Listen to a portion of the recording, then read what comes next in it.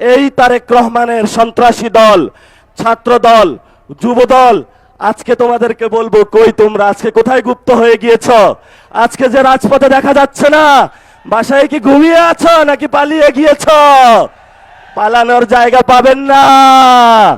এই বাইতুল মোকাররমের চত্বরে, যেখানে হলো অনেক ইতিহাসের সাক্ষী, তারেক রহমান ক্ষমতায় থাকবে না, তারেক রহমান ক্ষমতায় থাকবে না।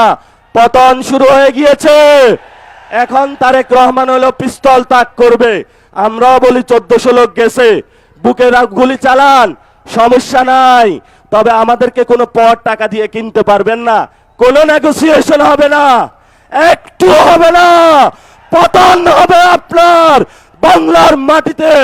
জনগণ আপনাকে পতন করে শেখ হাসিনার মতো উচিত শিক্ষা দিয়ে তবে আমরা বাংলাদেশের যে দ্বিতীয় স্বাধীনতার যুদ্ধ, সেটার ভবিষ্যৎ মাত্রা এগিয়ে নিয়ে যাব। গত 53 বছরে অনেকেই বলেছিল যে অনেকেই নাকি বাংলাদেশের স্বাধীনতার সপক্ষের শক্তি।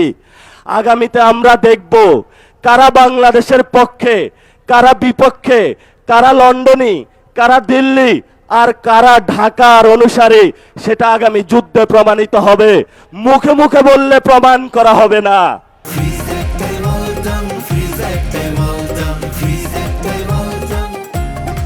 তারেক রহমান নির্বাচনে আসার আগে অনেক জায়গায় ধর্ণা দিয়েছে, ভারত থেকে শুরু করে অনেক ডিপ স্টেটের কাছে তাজমহলের মতন 100 জায়গায় বাংলাদেশকে বিক্রি করেছে। এখন সবাই এসেছে তারেক রহমানের কাছে যে তুমি না আমার কাছে বিক্রি করেছিলা, আরেকজন বলে তুমি না আমার কাছে বিক্রি করেছিলা। তারেক রহমান এখনো মাথা খারাপ হয়ে গিয়েছে, এখন তাদের পাওনা বুঝিয়ে দিতে পারছে না। কারণ বাংলাদেশের মালিকানা তারেক রহমানের নয়, বাংলাদেশের মালিকানা বাংলাদেশের জনগণের।